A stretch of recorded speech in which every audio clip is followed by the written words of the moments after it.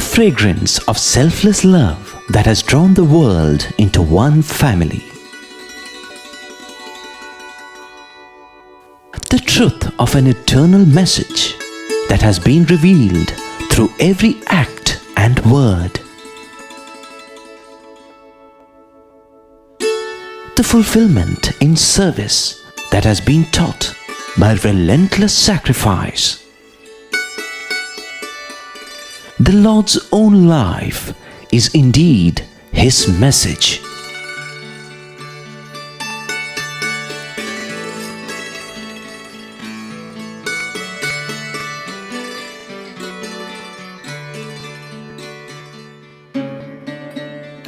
Sai Ram, and a hearty welcome to our viewers from all over the world. We are indeed grateful to Bhagwan Sri Satya Sai Baba, whom we lovingly refer to as Swami, for blessing us and giving us here in Prashanti Nilayam the privilege of presenting to you a special 30-part serial which will be seen all over the world, entitled The Message of the Lord.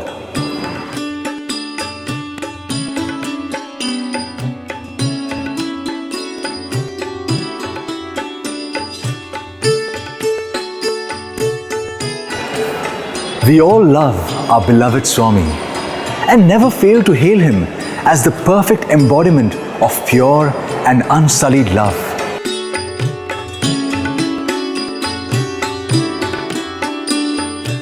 We praise his university, his hospitals, the various drinking water projects, and whenever possible, we also participate in various service activities undertaken to spread his love and message.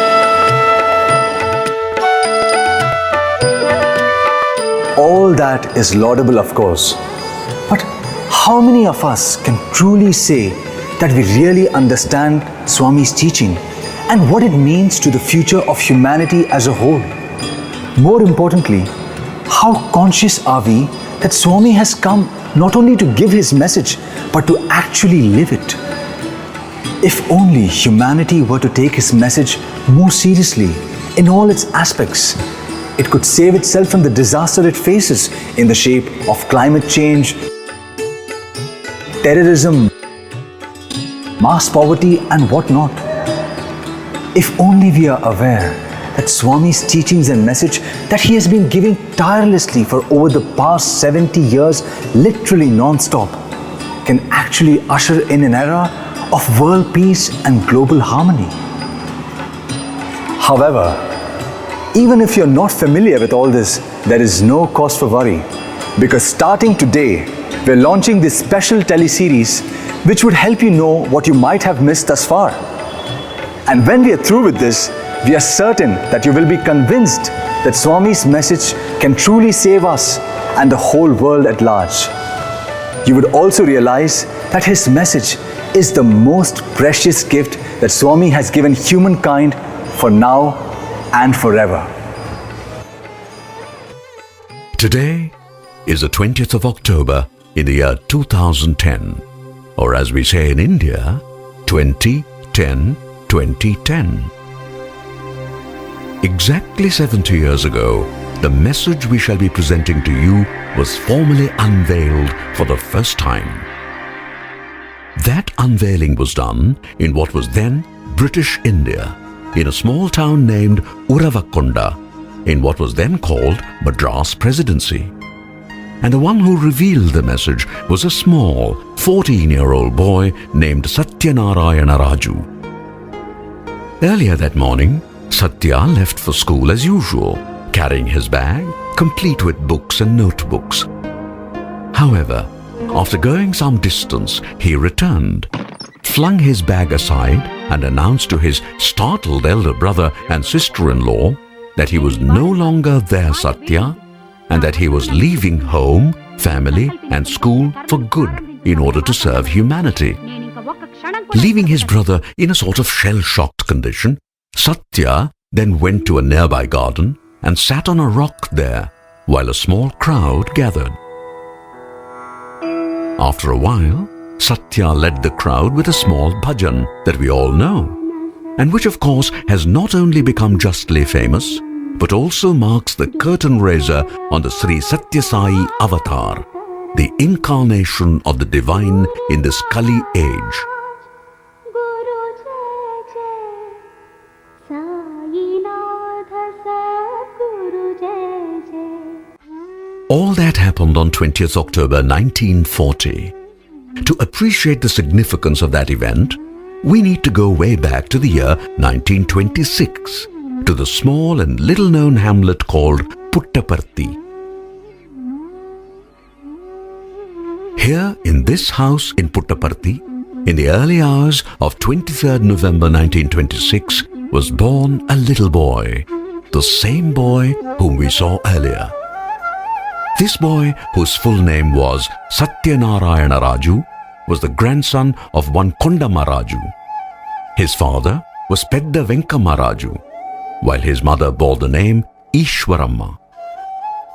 The Rajus were no doubt poor, but their moral stature was so high that all of them, Patriarch Kondama Raju in particular, commanded great respect amongst everyone in the village, both the rich and the poor.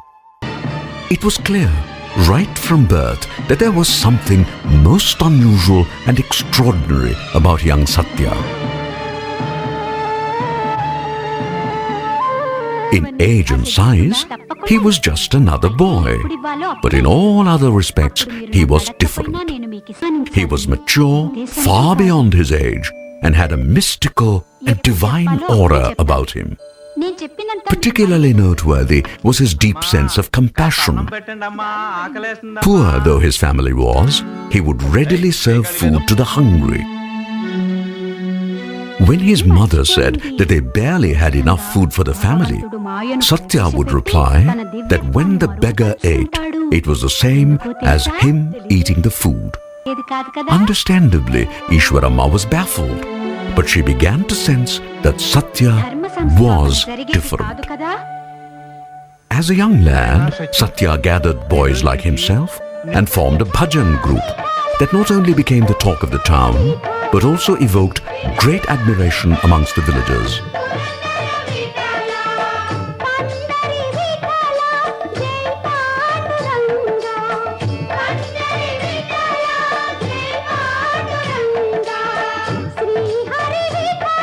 Soon it was time to go to school, and since there was no school in the Puttaparthi of those days, Satya first attended school in the neighboring village Bukkapatnam, having to walk several kilometers every day.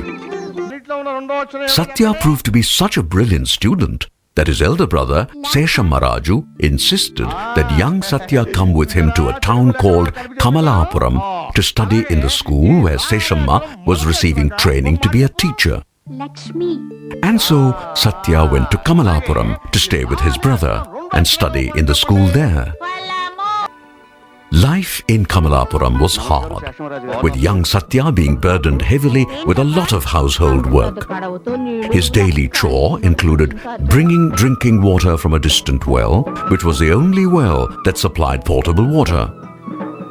As in Bukkapatnam, Satya excelled in school, becoming the favorite of both teachers and students as well.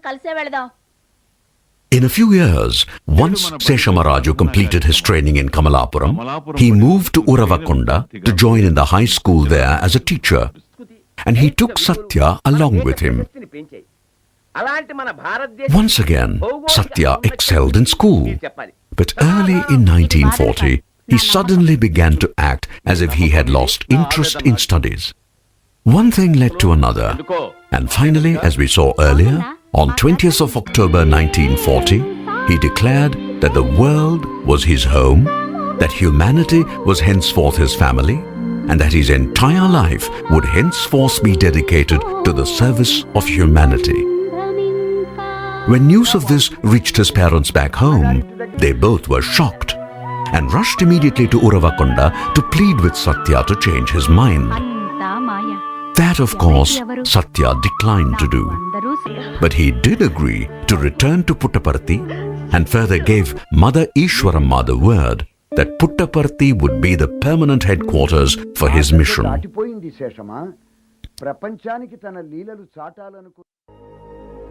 Despite its remoteness, news about a saintly boy with miraculous powers quickly spread, and slowly but surely, people came from many places to Puttaparthi to have his darshan. There being no space for this in the house in which he was born, for a while, Swami used the adjacent building, which was the residence of his neighbor Karnam Subbamma, who was almost his second mother. It soon became necessary to have a separate accommodation, which was set up in a piece of land donated by Karnam Subbamma. Thus came into existence the famous Pata Mandiram, or the Old Mandir. Many other remarkable leelas or miracles that Baba performed during this phase of his avatarhood. Typically, these experiences were given to devotees in the evening, when he took them out to the sands of the Chitravati river for an extended bhajan and chat session. Not many had the good fortune of seeing them, but among the blessed few who did, some have recorded for posterity what they saw. One such is Mrs. Vijaya Kumari, who at the time she witnessed these incredible leelas of God was a young girl. Those leelas made a deep impression on her. And even now, 60 years later, she is able to relive every single one of those precious moments. Here is Mrs. Vijay Kumari's description of a truly awe-inspiring leela that she witnessed during the Pata Mandiram days. One day in 1947, we went with Swami to the Chitravati river. All of a sudden, he disappeared from our midst. We then heard his voice which said, "I am here on the hill, and I am going to now show you all Surya Darshan, the vision of God as Sun." We began to wonder. It is past 6 in the evening and the sun has already set. And now Swami is saying he would show us the sun. That was when we began to laugh. Just then we began to see a pink light behind Swami. Quickly pink turned into red and we began to feel very hot. The heat made us sweat profusely and was unbearable. At the same time, the scene we saw was beautiful, indeed beyond description.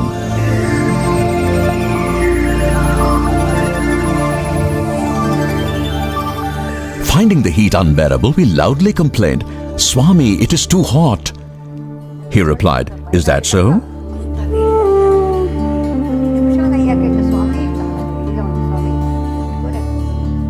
And then slowly the heat began to decrease when Swami suddenly announced, "I am now going to show you the moon." Even as he uttered those words, the sky behind him gradually began to turn silvery white, and the air started to cool rapidly.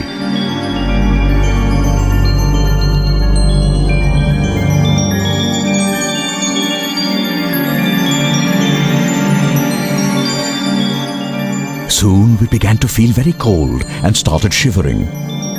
Our teeth began to chatter and we screamed, "Swami, it is too cold!" Taking pity on us, Swami made the chill disappear, after which he said, "I am now going to show all of you the third eye.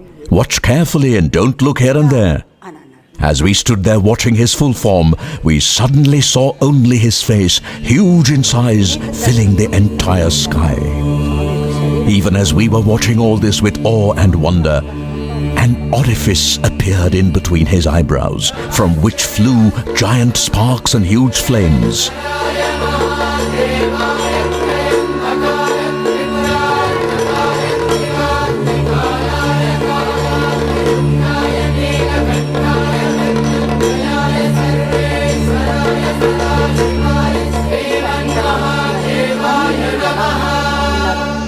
Instead of being lost in this extraordinary spectacle of divine glory, we now became very worried and anxious as we could see only Swami's face.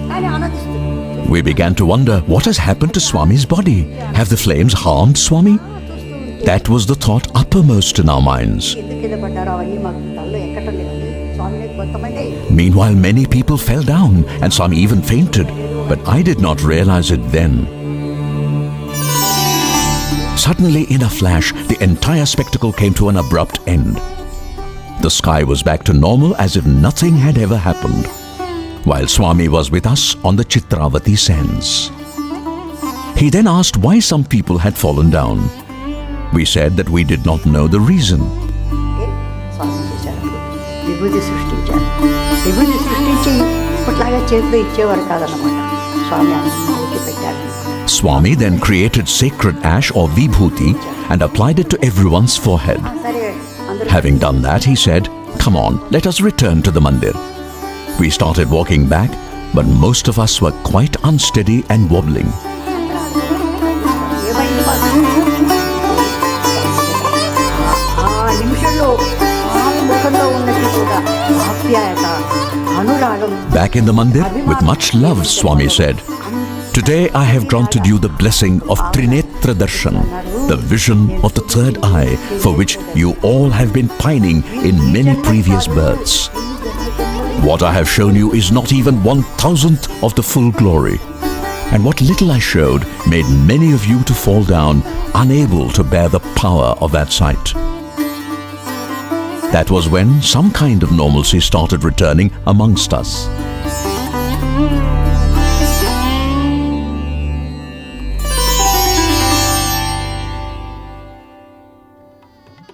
Word quickly began to spread, and many took the trouble of coming all the way to Puttaparthi to have the darshan of young Baba, despite all the difficulties of reaching that place. This included some of the elite of big cities like Bangalore, Hyderabad and Madras, now called Chennai.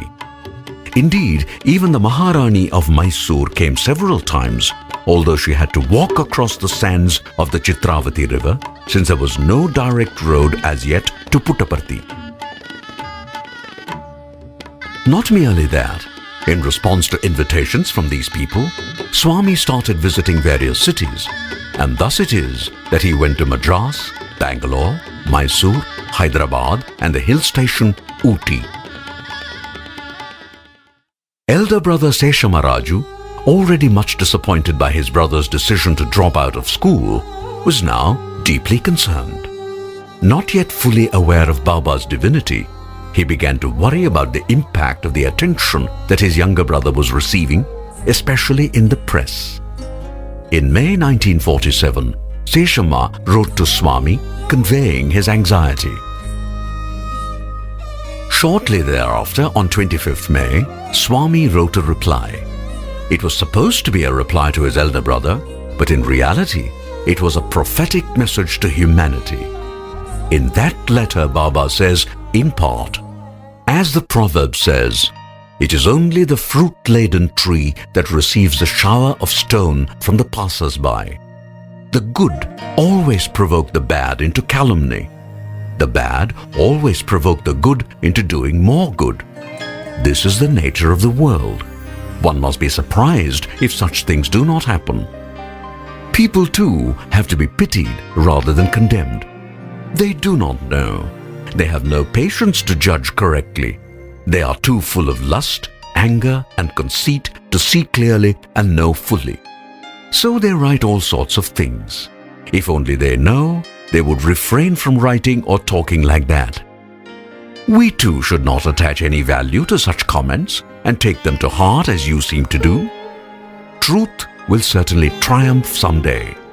Untruth can never win. Untruth might appear to overpower truth, but its victory would fade away and truth would establish itself. I have a task to foster all mankind and ensure for all people lives full of ananda.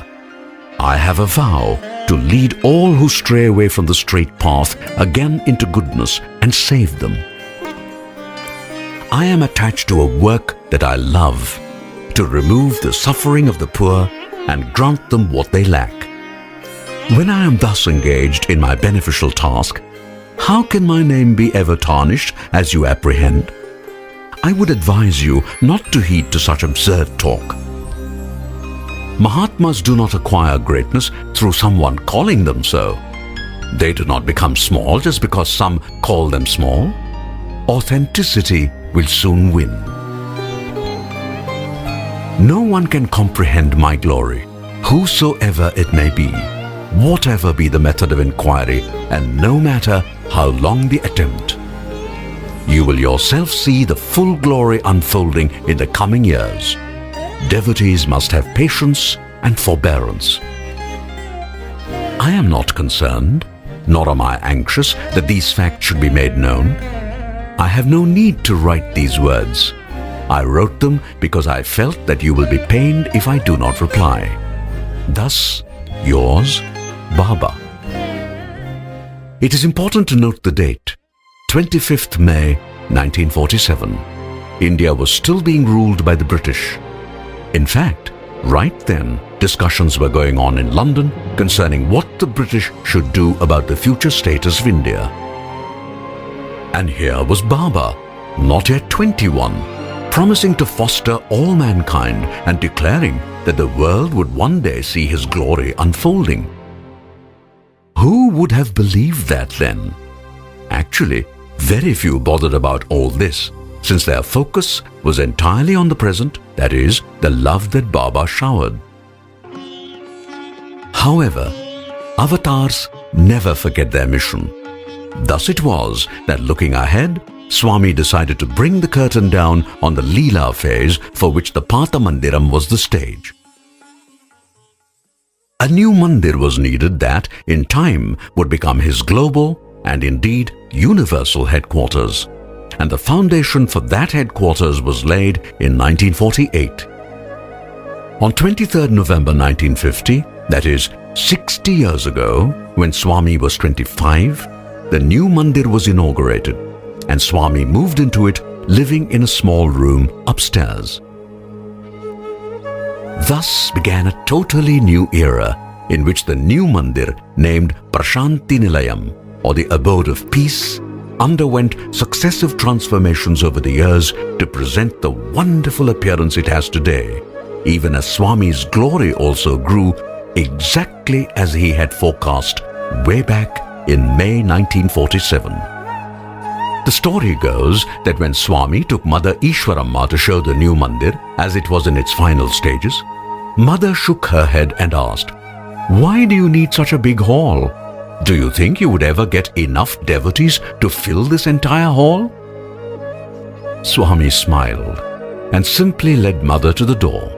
Standing there, he pointed to the far distance where the Gopuram now stands and said, "You would live to see the day when there are crowds at least up to that, and indeed even more." We do not know whether Mother Ishwaramma was convinced at that point of time, but we do know that she did live to see Swami's glory becoming global, even as memories of the Patha Mandiram became amazing living memories for the blessed few who were fortunate to be a part of that era. That is the way it was with Krishna. An ecstatic past gave way to a majestic future. And so it has proved to be in the case of Swami also.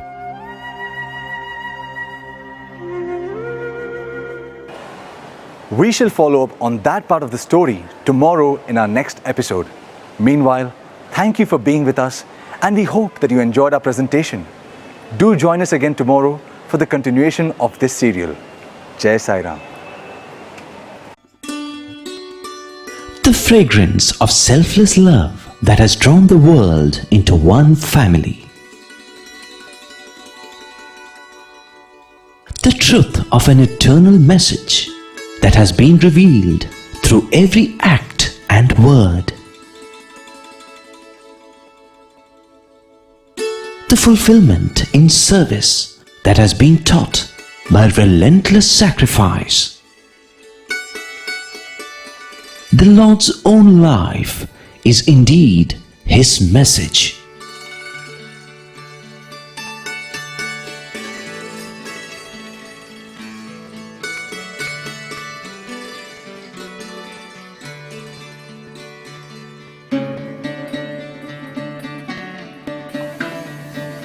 Sai Ram, and welcome to the second episode in our special teleseries entitled The Message of the Lord.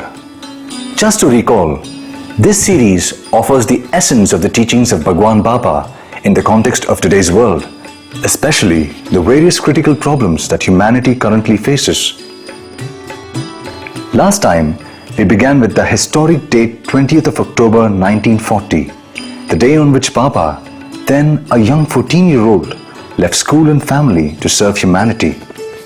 After that, we went into a flashback mode, and starting with the incarnation on 23rd November 1926, came up to the 25th birthday in 1950, when Swami formally inaugurated what was then popularly called the new mandir. Back in those early days, devotees thought of the mandir in Prashanti Nilayam merely as a permanent replacement for the tin shed that earlier served as Swami's residence, with adequate space now for regular public darshans. That it certainly was. But few realized that this would also be Swami's headquarters for a mind-boggling mission that would be quietly unveiled, slowly and in stages, without much fanfare. The mission unfolded to reveal its amazing scope and dimensions. However, the message behind the mission continues to be largely missed, which is why the main focus of this series is the message, presented of course with glimpses of his mission as well. Let us pick up from the point where the so-called New Mandir was formally inaugurated on 23rd November 1950. Almost the very first thing that Swami did was to offer daily darshan, in fact, twice a day. Along with darshan, bhajan singing too became an integral part of daily routine and has remained so ever since, indeed, right up to the present time.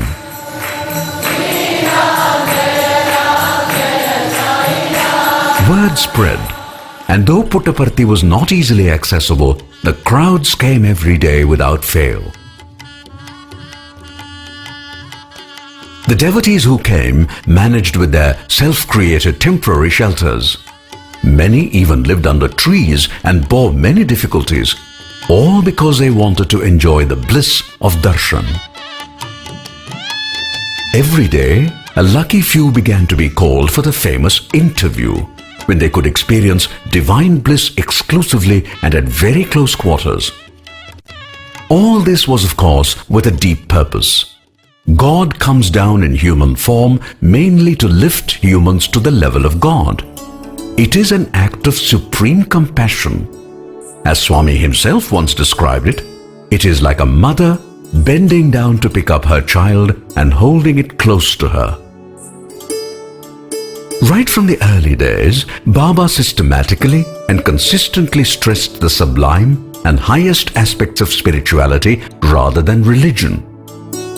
Since the Vedas, which represent an integral part of ancient India, extol the highest aspects of spirituality, Swami began to take keen interest in promoting the revival of interest in the Vedas, especially because public interest in them was beginning to decline, thanks to lifestyle changes brought about by the industrialization of India.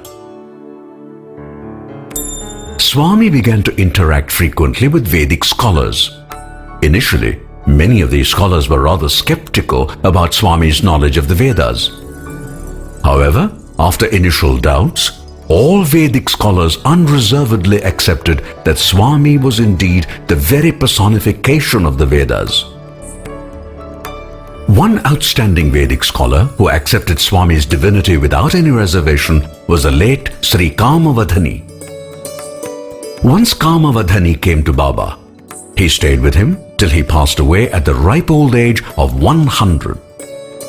On Swami's instructions, Sri Kamavadhani began tutoring students and other seekers in Vedic chanting.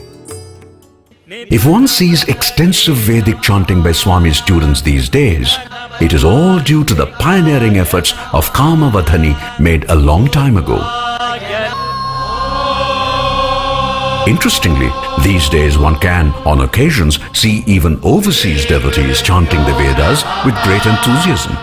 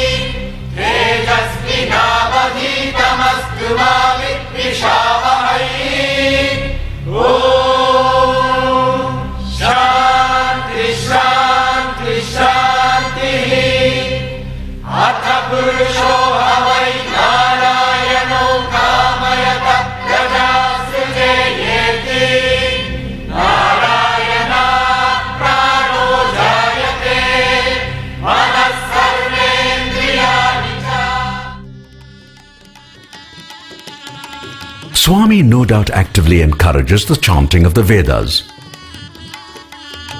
At the same time, he is equally insistent that mere chanting would not do.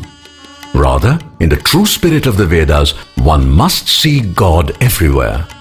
And the best way to get started is by actively getting involved in selfless service, that is, to see service to society as service to God.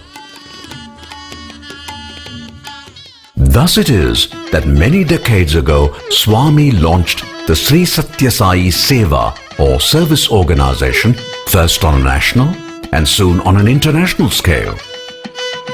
When Baba introduced service as a mission objective, he told the service volunteers, Seva Dals as they were called, always perform your service, seeing God in the one whom you serve. And after completing your task, do not talk about how your service has benefited others. Instead, you should ask how performing the service has improved you. Over the years, Sai service has become truly global.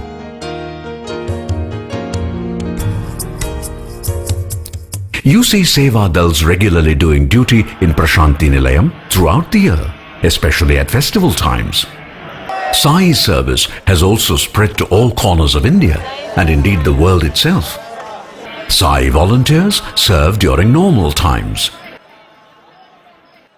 And they are also available when disaster strikes.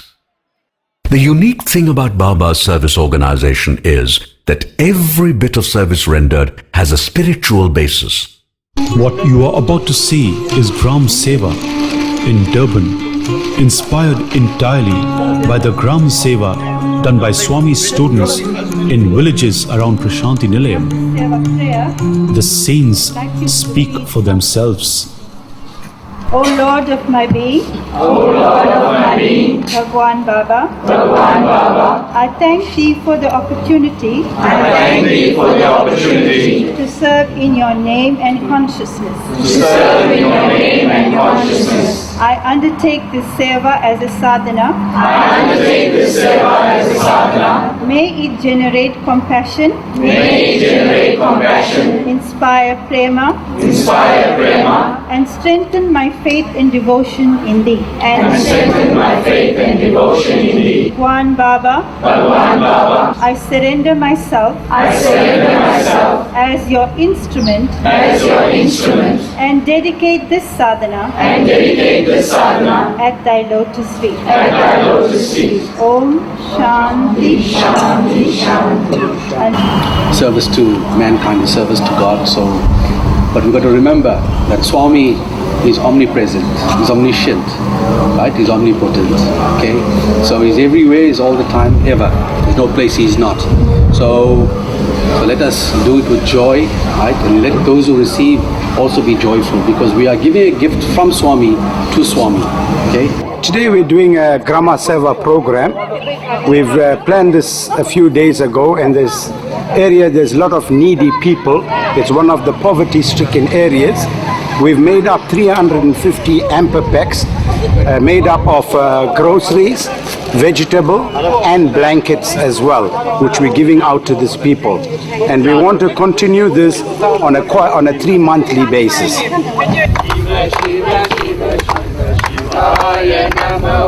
Om Namah Shivaya, Shivaya Namo. Om Namah Shivaya, Shivaya Namo.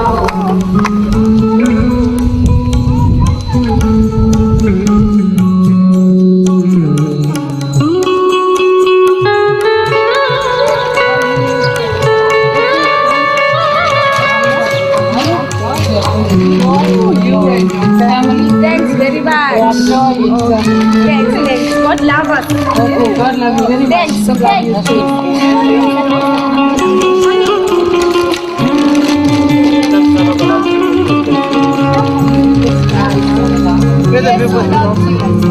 Today you can help your dad out.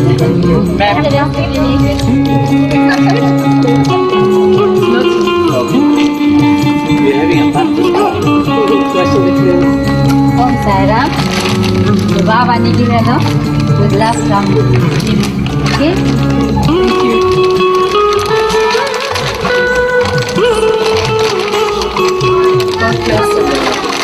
Thank you.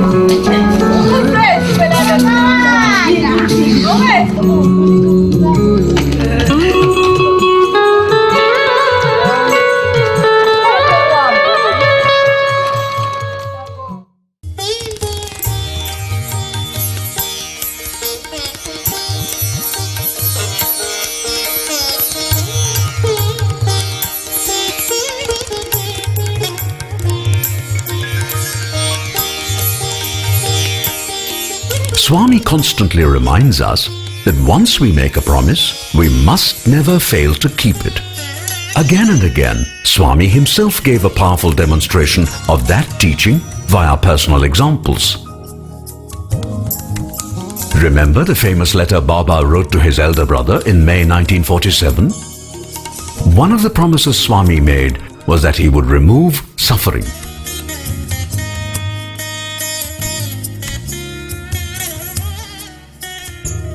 Quietly and barely noticed, Baba started a free general hospital in Puttaparthi in 1957.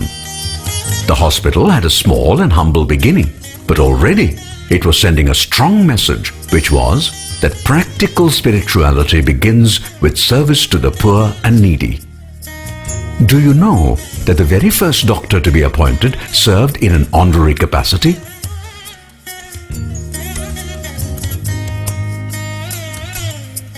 Thus, right from the beginning, Swami clearly demonstrated that it is his divine attraction and pure love that would be the driver and the prime mover for all his projects. That was way back in 1957. More than half a century has passed, and during all that time, God on earth has never forgotten any one of his promises for even one single moment.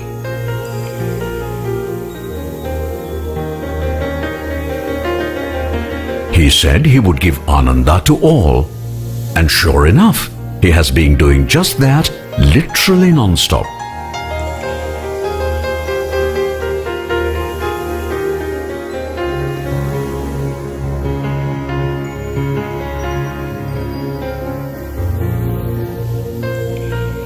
He said he would lead people to the path of goodness and from spiritual darkness to light. By giving hundreds of discourses all over the place, Swami has been doing just that.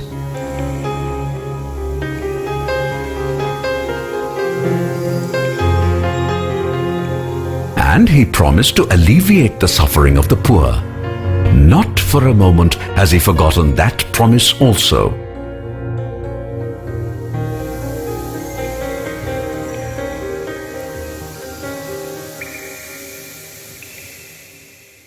Who ever imagined that all this would happen way back in 1926 or in 1940, or for that matter, even in 1950, when Swami moved to his permanent headquarters? But they have all happened. How? Because Bhagavan tapped the infinite power within him, the power of God Almighty Himself, manifesting as pure love.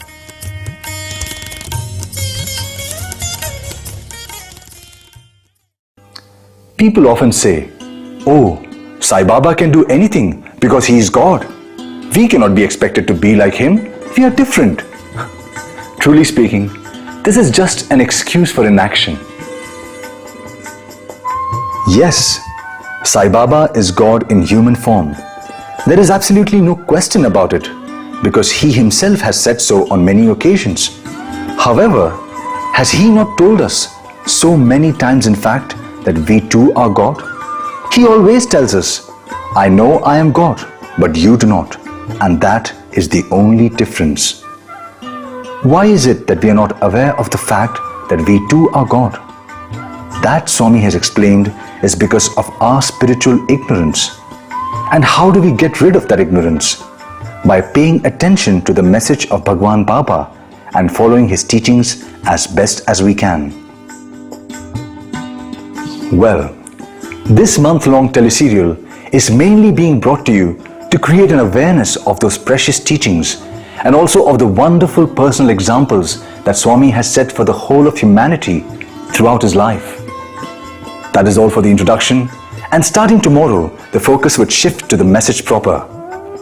Please join us again tomorrow. And meanwhile, we do hope that you're enjoying our presentation. Thank you for being with us. Jai Sai Ram.